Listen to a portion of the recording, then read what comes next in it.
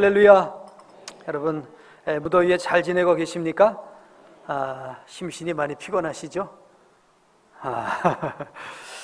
여러분, 오늘 이제 십자가를 따라가는 사람들, 이런 제목으로 말씀을 듣게 될 것인데요, 큰 은혜 받으시기 바랍니다. 먼저 은혜 받으시기 전에 제가 여러분을 위해서 빙수를 준비를 했습니다. 한번 보여주실래요? 예. 시원한 빙수를 드시고, 또 수박, 화채도 드시고요. 와, 또 미숫가루도 있네요. 예, 맛있게 드시길 바랍니다. 예, 부족해서 또 칵테일 하나를 준비를 했습니다.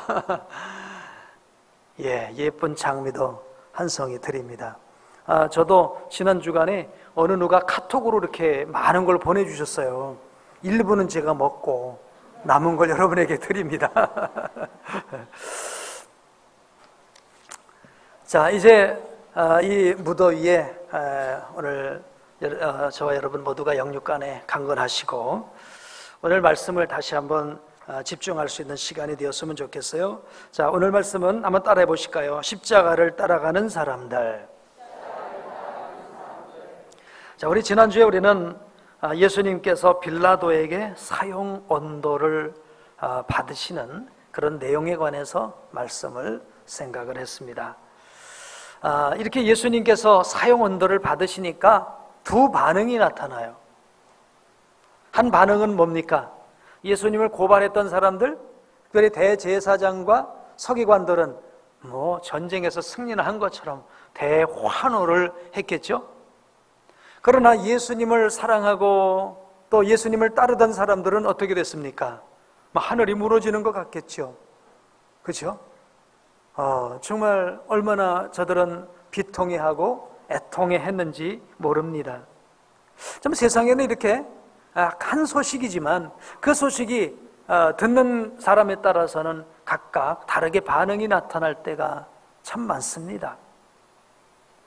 특별히 예수님에 관해서는 더더군다나 그런 것 같아요. 그죠?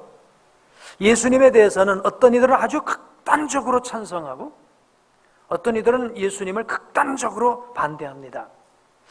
혹시 여러분 안티부티스트라는 그런 단어는 들어보셨나요? 그런 얘기 못 들어보셨죠? 불교도를 아주 극단적으로 반대하는 안티불교인들, 별로 못 들은 것 같아요. 근데 안티 기독교인들은 많죠. 그래요. 근데 또 동시에 예수님을 위해서 목숨 거는 사람들도 있습니다. 이상하게 예수님에 대해서는 그분을 믿고 깨달은 사람들은 예수님을 위해서 목숨을 걸면서 따라가지만 어떤 이들은 막 예수님을 그렇게 싫어하는 것을 보게 됩니다. 자, 오늘 예수님에 관해서도 그런 모습이죠. 자, 그래서 지금 예수님께서 십자가 사형 언도를 받으시니까 예수님을 고발한 사람들은 성공한 것 같고 승리한 것 같았는데, 그러나 시간이 며칠 지나지 않아서 그 모든 것은 대반전이 일어났습니다. 그렇게 기뻐 날뛰던 사람들에게는 그 전보다 더 큰 근심과 걱정이 되어서 예수님이 돌아왔고, 이제는 우리는 누구 의지할 것 없다고 이렇게 절망했던 그런 제자들은 세상에서 다시 누릴 수 없는 그런 큰 기쁨과 희망을 갖게 되었죠. 이유는 무엇입니까? 예수 그리스도의 부활하심 때문인 줄로 믿습니다. 아멘. 그렇습니다. 지금 우리가 이 세상에서 어떤 상황 속에 있느냐, 그거 중요한 거 아닌 것 같아요.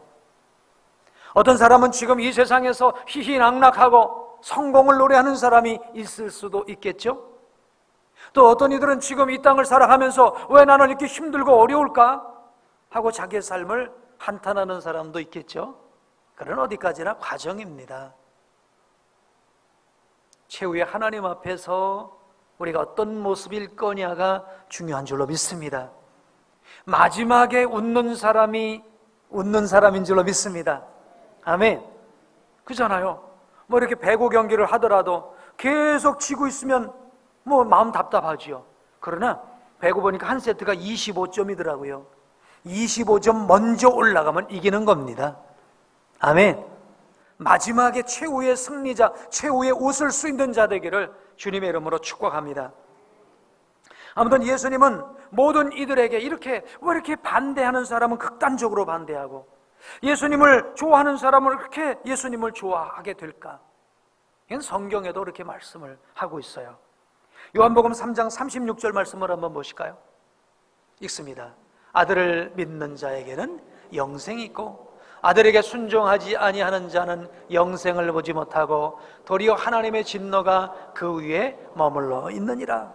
예수님은 모두에게 좋은 분이 아니에요. 예수를 믿고 구원받은 자에게는 생명이지만 그렇지 못한 자에게는 심판이 되는 거예요.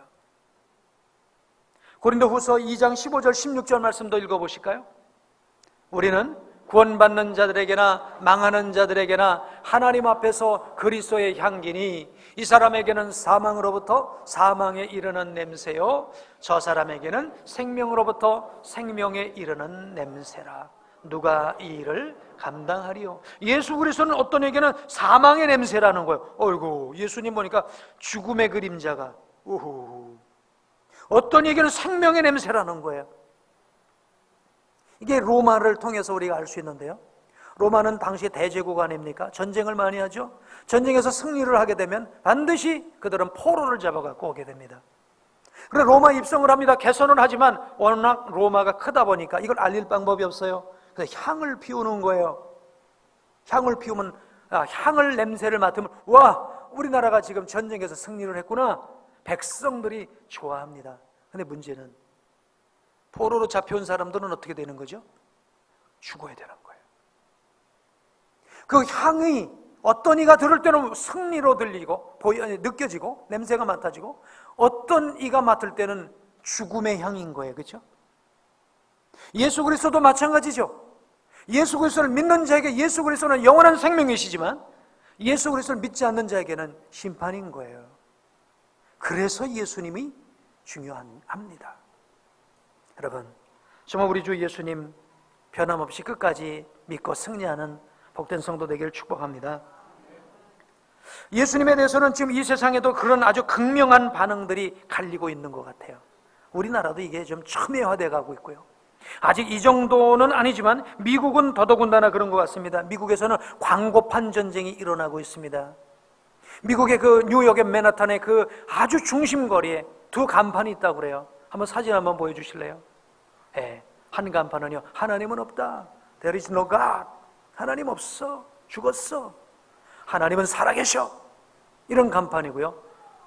예, 간판이 떴다 가라앉았다 합니다. 그 다음 간판 한번 보십시오. 예, 저건 고속도로상에 고속도로를 달리고 있는데 똑같은 간판이 있는 거예요. 먼저 하나님 없다 그런 간판을 누가 붙여놨나 보죠. 그러니까 그 옆에다 똑같이 하나님은 살아계시다. 왜 이렇게 지금 한쪽은 하나님을 그렇게 극단 부정하고 한쪽은 예수님을 그렇게 정말 목숨 걸고 지지하고 나갈까요? 오늘 우리도 이 둘 중에 하나일 수밖에 없는 줄로 믿습니다. 우리는 예수를 믿든 안 믿든 둘 중에 하나인 것입니다. 중간은 없는 거예요. 우리 앞에는 선과 악의 길, 생명과 죽음의 길, 영생과 심판의 길이 오늘 우리 앞에 놓여 있는 줄로 믿습니다. 그 길은 우리가 선택하는 것이죠. 끝까지 여러분 이 생명의 길, 믿음의 길 갈 수 있게 되기를 주님의 이름으로 축복합니다. 자, 오늘 말씀도 보면 예수님께서 십자가를 지고 가시는데 많은 무리가 오지만 딱 나누면 두 쪽으로 나눠지는 거예요. 한쪽은 예수 죽여라, 못 박아라 하는 그런 무리인가 하면 한쪽은 예수님을 위해서 눈물을 흘리는, 그리고 예수님의 십자가를 대신 지고 가는 이런 한 작은 무리가 있었던 것이죠. 오늘 우리는 그 작은 무리 속에서 예수님의 십자가를 대신 지고 갔던 구레네 시몬처럼, 예수님의 십자가를 보면서 울면서 따라가는 그 여인처럼 오늘 우리도 이 길 갈 수 있게 되기를 주의 이름으로 축복합니다. 십자가를 대신 지고 주님을 따르는 구레네 시몬에 대해서 먼저 우리 살펴봤으면 좋겠어요. 자, 이제 십자가형을 받게 되면 그 십자가형을 집행하는 과정은 3단계가 있다고 그래요. 그 첫 번째 단계는 심한 매질을 하는 것입니다. 여러분 더 패션 오브 크라이스트라고 하는 그 영화를 보신 분들 볼 수가 없죠. 얼마나 잔인한죠. 그 잔인한 채찍으로 사정없이 내리치는데요. 살점이 떨어져 나가고요. 어떤 이들은 채찍에 맞다가 죽는다고 합니다. 자, 그래서 이렇게 심한 매질과 이런 조롱과 이런 이 고통의 단계가 먼저 있고요. 그리고 그 매질을 당한 그 사람이 자기가 질 십자가를 지고 그 사형장까지 가는 것입니다. 그리고 그 십자가를 지고 간 그곳에 사형수를 못 박아서 죽이는 것입니다. 자, 오늘 그런 기록이 쭉 있는데 이 첫 번째 장면에 관해서는 기록을 하지 않고 그것을 생략한 대신에 오늘 구레네 사람 시몬이 억지로 예수님의 십자가를 지고 가는 이야기를 여기에 기록을 해놨어요. 자, 그래서 예수님께서는 그 당시에 이 십자가 처형의 관례대로 정말 너무나 심한 채찍에 맞으시고 그리고 당신이 죽으셔야 할, 못 박히셔야 할 그 십자가를 지고 저 골고다를 향해서 가시죠. 우리는 그래서 그 길을 비아돌로사, 슬픔의 언덕, 고난의 언덕이라고 얘기를 합니다. 그것을 올라가시는데 얼마나 힘이 드시는지 그곳에 14번씩이나 넘어지시게 되죠. 당시에 그 십자가의 무게가 얼마였을까라고 이제 연구를 해보니까 한 나무로 20kg 정도 되는 무게였을 거다라고 합니다. 건강한 남자가 장정이 20kg를 가지고 14번 쓰러질 이유는 없겠죠. 그러나 이미 예수님은 수없이 맞으셔서 그냥 그 몸 하나 지탱하기도 어려운 상황이신지라 14번이나 쓰러질 수밖에 없으셨죠. 자, 이런 상황이 되자 로마 군인이 그 옆에 있던 시골에서 올라온 한 사람, 구레네 사람 시몬을 억지로 잡아서 십자가를 대신 지고 가게 한 것이 오늘 26절의 말씀입니다.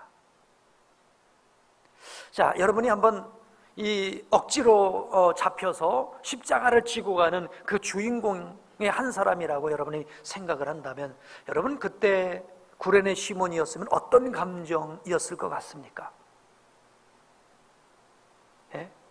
구레네 시몬이 지금 십자가를 억지로 그 많은 사람들 가운데 유일하게 자기만 잡혀서 십자가를 지고 하는 그 구레네 시몬의 감정은 어떤 감정이었을까요? 아마 그 표현을 다 할 수 없겠지만은 아니 무슨 내가 어떻게 재수가 없어도 이렇게 없을 수가 있나? 응? 아니 아닌 밤중에 무슨 날벼락인가? 아마 무슨 수식어를 다 표현해도 그 불행스러운 그 정말 저주스러운 그 표현을 다 할 수가 없었으리라고 생각이 돼요. 그런데 이런 구레네 시몬의 모습이 얼마 되지 않아서 반전이 되고요. 또 이 구레네 시몬이 한편 생각할 때는 이렇게 저주스럽고 불행스러운 것이라고 생각이 되지만 또 바꿔서 생각을 해보면 구레네 시몬은 세상에서 가장 복을 받은 사람 중에 한 사람일 수도 있는 것이죠. 왜냐하면 인류 역사 가운데 누구도 접을 수 없었던 예수님이 지셨던 그 십자가를 대신 질 수 있었던 유일한 사람이기 때문인 줄로 믿습니다. 그렇죠? 예수님의 제자들이 그 십자가를 질 수 있었던가요? 예수님의 가족들이, 동생들이 그 십자가를 질 수 있었나요? 울면서 따라오는 여인들이 예수님의 십자가를 질 수 있었나요? 누구도 질 수 없었는데 이 구레네 시몬이 그 십자가를 진 겁니다. 이건 은혜 중에 은혜요, 축복 중에 축복인 줄로 믿습니다. 우리도 어떤 때는 왜 나는 이렇게 힘들게 나만 사역을 해야 되는 거야? 왜 나만 이렇게 봉사를 해야 되는 거야? 왜 내가 신앙생활하는 길은 왜 이렇게 힘들고 어려운 거야? 누구는 남편도 도와주고 누구는 누구도 도와주고 그런다는데 나는 남편의 핍박과 가정의 박해와 이런 가운데서 믿음 생활을 하니 왜 나만 이렇게 힘든 거야?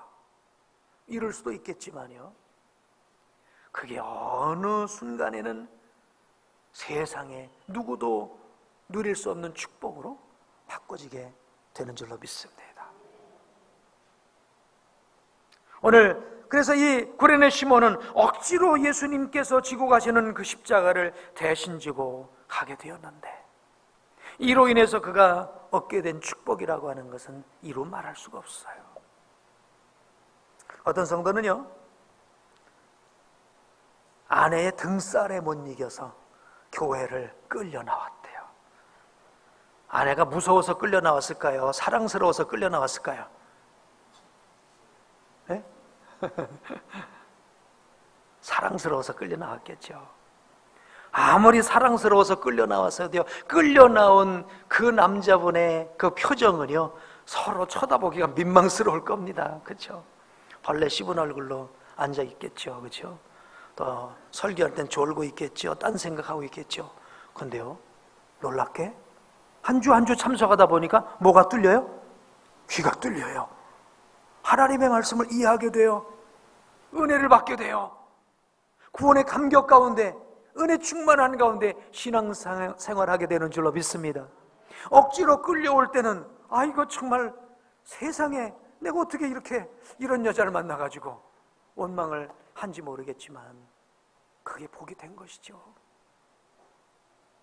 그래서 우리는 억지로라도 전도해야 할 이유가 있는 줄로 믿습니다. 아무튼 이 구레네 시몬은 억지로 이제 주님의 십자가를 지고 따라갔습니다. 그 이후로 일어난 이 놀라운 축복,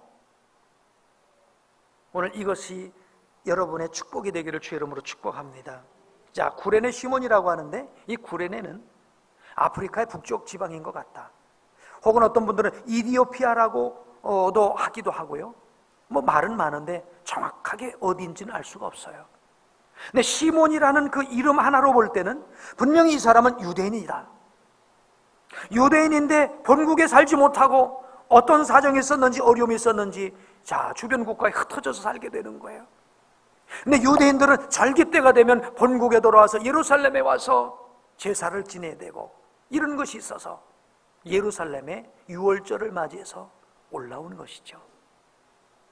이것을 보면 시몬은 그 나름의 그래도 하나님을 섬기는 그런 믿음이 있었겠죠. 근데 예루살렘에 와보니까 여러 소문들이 있는데, 특별히 그 정말 예수라는 사람이 십자가에 못 박혀 죽게 된다는 이런 소문을 듣게 되고, 마침 그때 예수님께서 십자가에 못 박혀 죽으시는 그 장면을 목도하게 되는 것이죠. 그런데 웬 하필이면 날벼락입니까? 그 옆을 지나가는 그를 이 군인이 잡아서 그에게 이 십자가를 지우게 된 것이죠. 왜 그러면 이 구레네 시몬이 십자가의 못을 박혀 이제 그 십자가를 대신 지고 가게 되었을까? 학자들은 이렇게 얘기를 합니다. 예수님이 여러 번 쓰러지시고 도대체 지고 갈 기력이 없다 보니까 주변에 있는 남자 중에 뭐 이런 남자 저런 남자 필요 없는 거예요. 이 십자가를 지고 갈 수 있을 만큼 건장하다고만 하면 해서 그를 불러서, 뭐 특별한 어떤 생각도 없이 불렀어요.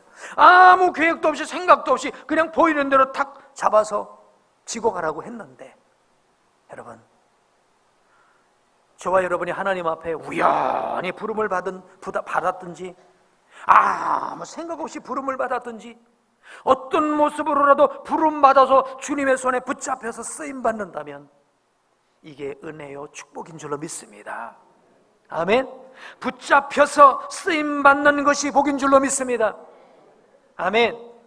붙잡힌 그는 왜 나만 이런 불행이냐고, 왜 나만 당하는 고난이냐고 이렇게 말할지 모르지만 붙잡혀 쓰임 받은 그가 축복이었어요. 그러면 이렇게 억지로 십자가를 지고 간 구레네는 어떤 복을 받았을까요? 구레네 시몬은요, 한마디로 믿음의 명문 가문이 된 줄로 믿습니다. 아멘. 믿음의 명문 가문이 되었어요. 자, 로마서 16장 13절 말씀을 한번 보여주시겠어요? 읽겠습니다. 주 안에서 택하심을 입은 루포와 그의 어머니에게 문안하라. 그의 어머니는 내 어머니니라. 좀 띄워주세요. 자, 여기 보면 주 안에서 택하심을 입은 루포라고 말합니다. 이 루포는 누구입니까? 구레네 시몬의 아들입니다. 그의 어머니에게 문안하라. 그 어머니는 그냥 누구예요? 구레네 시몬의 부인이에요. 아내예요. 근데 오늘 이 말씀은 로마서 16장 13절이니까 누가 누구에게 쓰는 겁니까?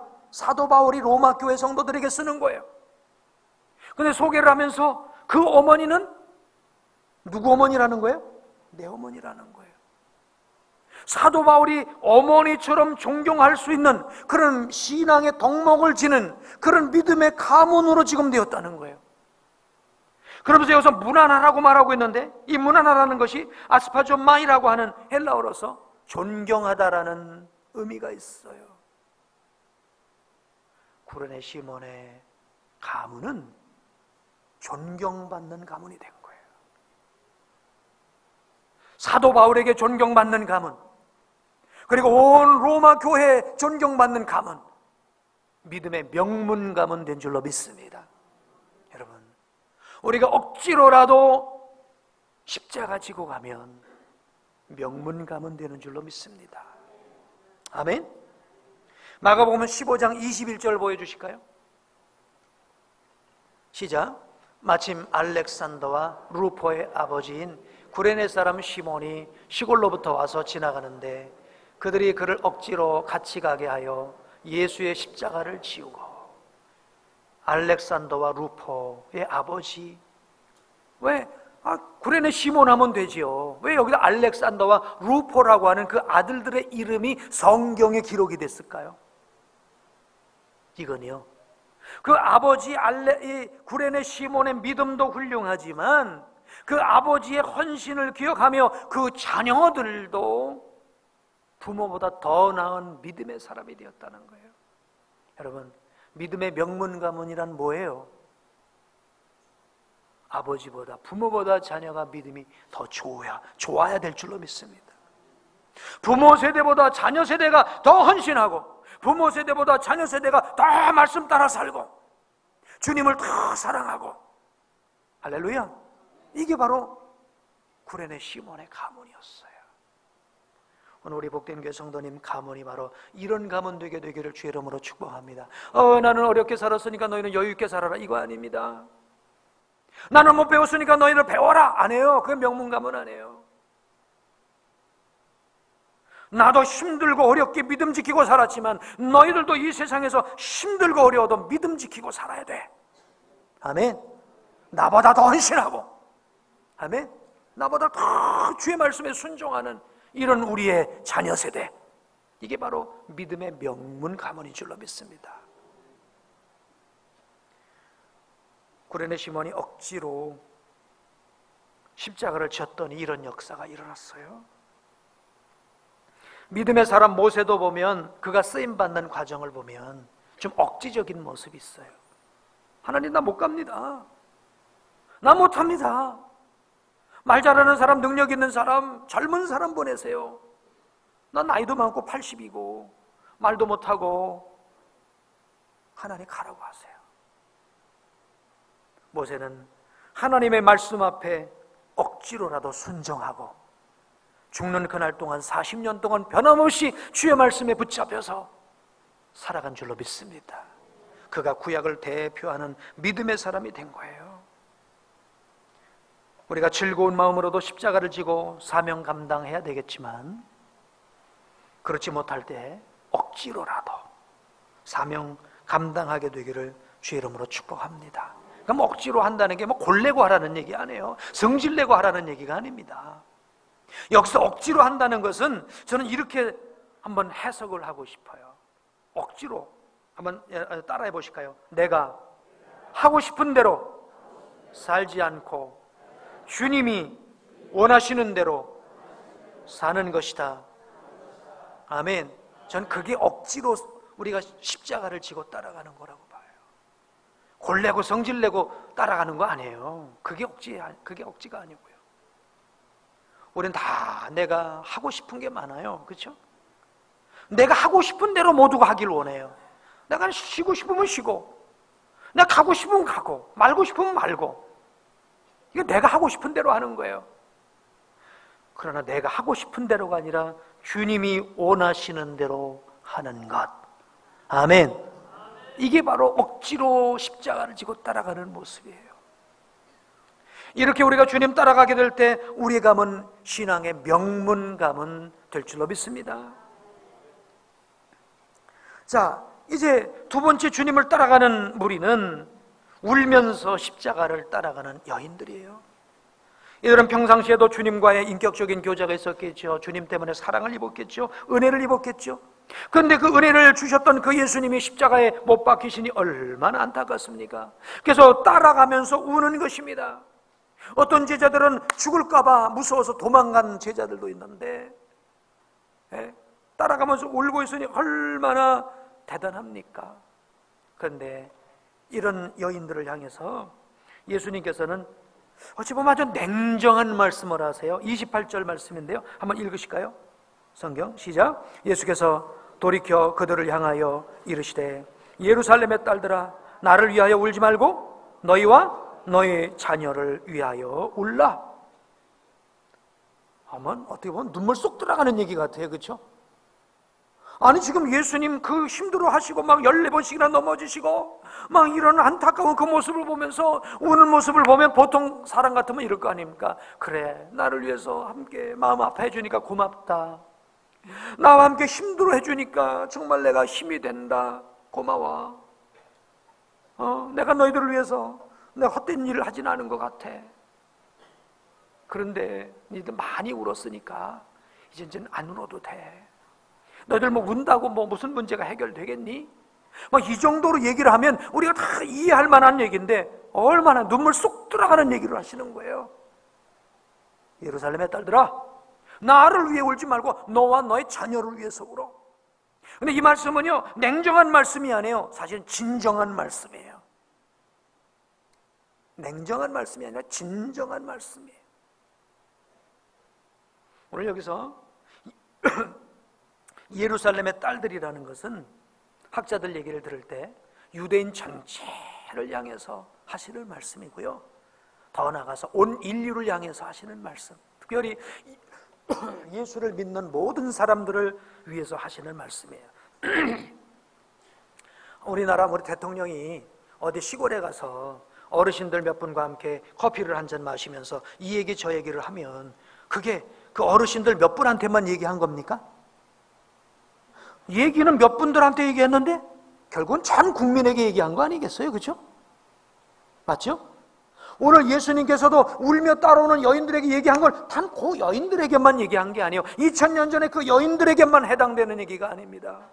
예수를 따라오는 그 모든 사람들에게 하는 얘기예요. 그러니까 오늘 저와 여러분에게도 하는 얘기입니다. 무슨 얘기입니까? 나를 위해 울지 마라. 너와 너의 자녀들을 위해서 울어라.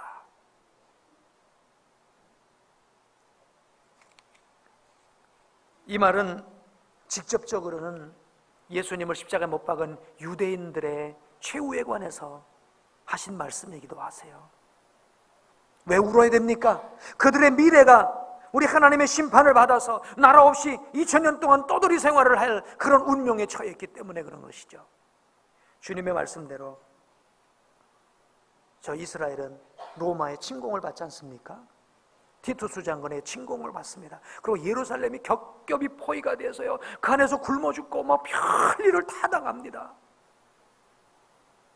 그래서 제가 이제 그 왕족들이 여러분 아실 겁니다. 저 마사다라고 하는 요새로 도망을 하게 되죠. 그 마사다 요새 가서 정말 난공불락의 그 요새입니다. 거기서 어떻게든지 살아보려고 하는데요, 이 로마 사람들은 이 토목의 또 대가거든요. 그러니까 거기까지 토목을 해서 올라가는 길을 만들려고 하는 거예요. 이것을 봤던 그 왕들과 거기 있었던 모든 사람들이 마사다에서 다 이제 떨어져서 자결을 하고 죽지 않습니까? 이게 바로 유대의 최후예요. 얼마나 그 최후가 잔인했었는지요. 그 잔인한 모습을 오늘 여기 이렇게 말하고 있는 거예요. 29절 한번 읽어보실래요? 시작. 보라, 날이 이르면 사람이 말하기를 잉태하지 못한 이와 해산하지 못한 배와 먹이지 못한 젖이 복이 있다리라. 30절. 그때 사람이 산들에 대하여 우리 위에 무너지라 하며 작은 산들에 대하여 우리를 덮으라 하리라. 무슨 얘기예요? 얼마나 힘들었는지, 얼마나 고통스러운지, 자식이 죽어가는 모습을 보는 부모가 얼마나 힘들겠어요. 그러니까 차라리 나 자식 없는 게 낫겠다. 죽어가는 과정이 얼마나 힘든지 차라리 그냥 산이 확 덮어버리는 게 낫겠다. 그잖아요. 그냥 한번 확 덮으면 그냥 나도 모르게 하고 그냥 죽는 거지만, 그냥 잔인하게 죽어가는, 말라 비틀어져 죽어가는 그 모습처럼, 그런 잔인한 고생을 하는 모습을 보니까 차라리 그냥 산이 나를 덮는 게 낫겠다. 얼마나 고통스러운 미래가 있을 걸 지금 말씀하시는 것이죠. 이런 너희들의 미래를 보면서 너희가 너와 너의 후손을 위해서 기도하라는 거예요. 근데 또 어떻게 31절은 이렇게 말씀하세요. 읽으실까요? 푸른 나무에도 이같이 하거든 마른 나무에는 어떻게 되리요? 성경학자들 얘기를 들으니까 이 푸른 나무는 예수 그리스도의 십자가의 고난을 얘기하는 거예요. 지금 예수님께서 아무 죄가 없으신데 십자가 고난을 받으시는 그 과정이 얼마나 고통스러워요. 이건 푸른 나무에 당하는 이제 이런 건데, 마른 나무가 당하는 게 얼마나 더 하겠냐. 그때는 오죽했으면 자식을 잡아먹는 일이 생기잖아요. 먹을 게 없으니까 자식을 잡아먹는다.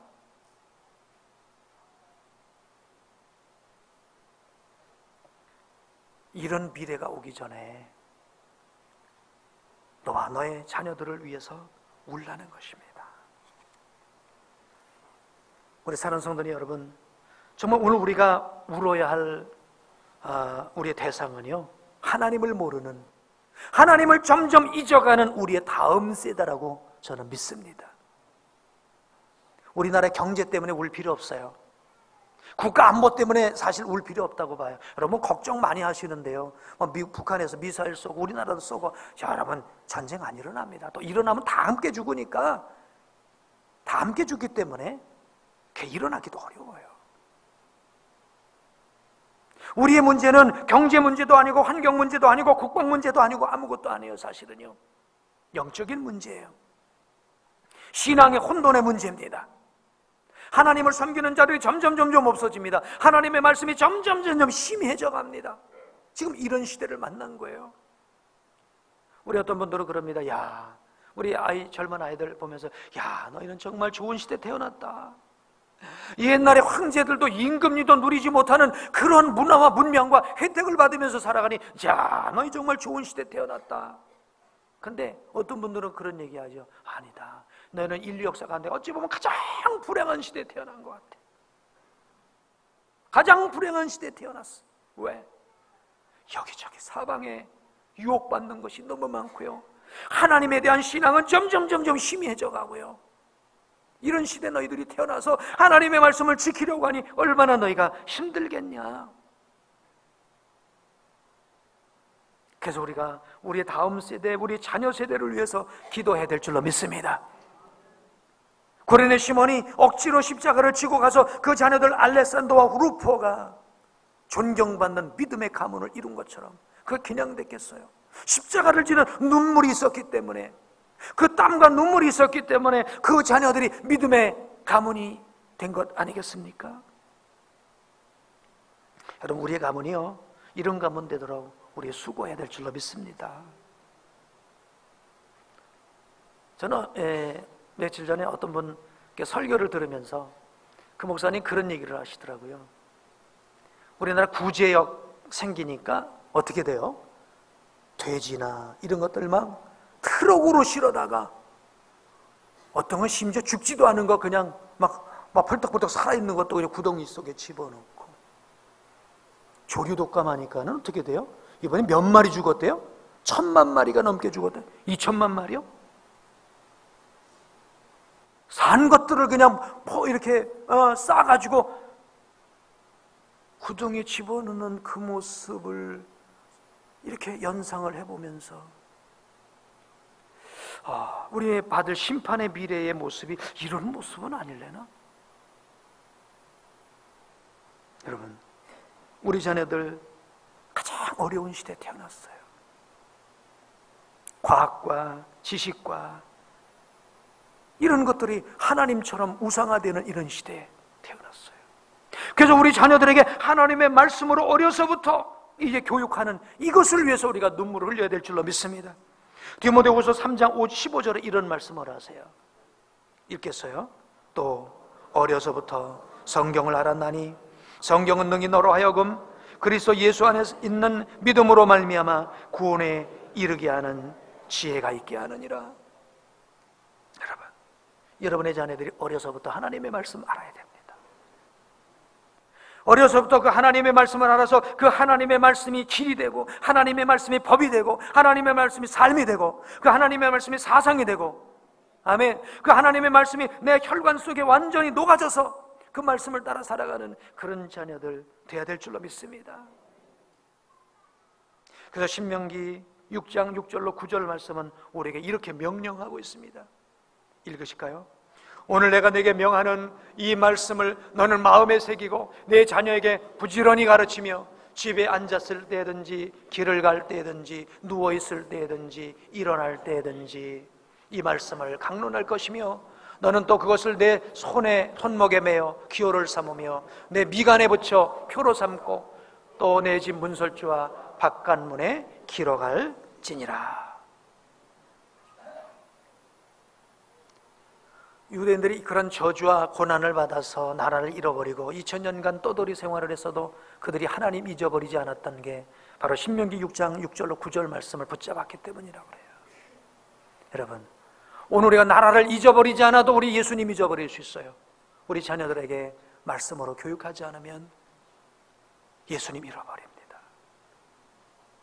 그 있다가 없어질 물질은 몇 푼어치 얻었는데, 세상의 쓰레기 같은 명예는 잠깐 얻었는데 정작 예수는 잃어버리고 말씀은 잃어버리고 살아가는 우리의 자녀들이 될 수도 있다라는 거예요. 여러분, 그래서 우리 자녀들을 위해서 눈물을 흘려야 됩니다. 유대인들의 훌륭한 점이 바로 뭡니까? 우리 초등학교를 가도 오전 시간에는 다른 걸 안 가르친다잖아요. 성경을 암송시키는 거예요. 그래서 주의 말씀은 내 발의 등이요 내 길의 빛이니이다. 정말 말씀이 등이 되고 빛이 되게, 등이 되고 빛이 됐다는 건 바로 뭐예요? 내 삶의 삶이 되었다는 거고요, 의식이 됐다는 거, 사상이 됐다는 거예요, 법이 됐다는 거예요. 그렇게 살도록 하니까 유대인들 가운데 전 세계 0.3%밖에 안 되는 유대인들이 노벨상을 40%를 받는다고 그러잖아요. 연구를 해본 사람들에 의하면 유대인으로 신분을 밝힌 사람은 한 22%가 되고요, 유대인 신분인데 미국 사람이 되고 뭐 어디 사람이 되고 그렇게 된 사람들, 피를 유대인으로 따져보니까 거의 40%가 노벨상 받은 사람은 유대인이라는 거예요. 그들은 우리가 하나님 말씀으로 가르치지 않았더니 이렇게 됐다고 하는 걸 깨달았기 때문에 그들은 그렇게 교육을 했는데, 오늘 우리는 우리 살아계신 하나님의 말씀과 우리 구원해주신 우리 주 예수 그리스도의 그 말씀을 저들이 훈련하듯이 우리도 훈련해야 될 줄로 믿습니다. 우리 사랑하는 성도님 여러분, 우리 자녀들을 위해서 눈물 흘리시기를 주의 이름으로 축복합니다. 그 눈물은 그냥 안 돼서 눈물 흘리는 게 아니에요. 점수를 못 맞아서 눈물 흘리는 게 아닙니다. 돈을 못 벌어서 눈물 흘리는 게 아니죠. 우리 자녀들이 하나님의 말씀으로 살아가도록, 믿음을 따라 살아가도록 훈계하는 눈물이요, 훈계의 땀인 줄로 믿습니다. 우리 사랑하는 성도님 여러분, 억지로 십자가를 지고 따라가다가 믿음의 명문 가문이 된 구레네 시몬에 대해서 살펴봤어요. 사단마귀는 우리에게 그럴 겁니다. 네가 원하는 대로 살아, 네가 하고 싶은 대로 해. 그러나 우리 주님은 말씀하실 거예요. 아니야, 너는 내가 원하는 대로 해. 주님이 원하시는 것을 따라 살아. 아멘. 믿음의 명문 가문은 내가 하고 싶은 대로 하는 게 아니라 주님이 하고 싶은 대로 사는 것인 줄로 믿습니다. 여러분, 여러분의 자녀를 위해서 눈물을 흘리십시오. 땀을 흘리세요. 우리 자녀들이 이 세상 살아갈 때 말씀이 법이 되고 길이 되도록 부지런히 가르치십시오. 늙어서도 그 길을 떠나지 않는 그런 자녀가 될 때에 여러분의 눈물은 의미가 있는 것이죠. 여러분, 우리 복된 성도님 모두 되시길 주의 이름으로 축복합니다. 기도하겠습니다. 우리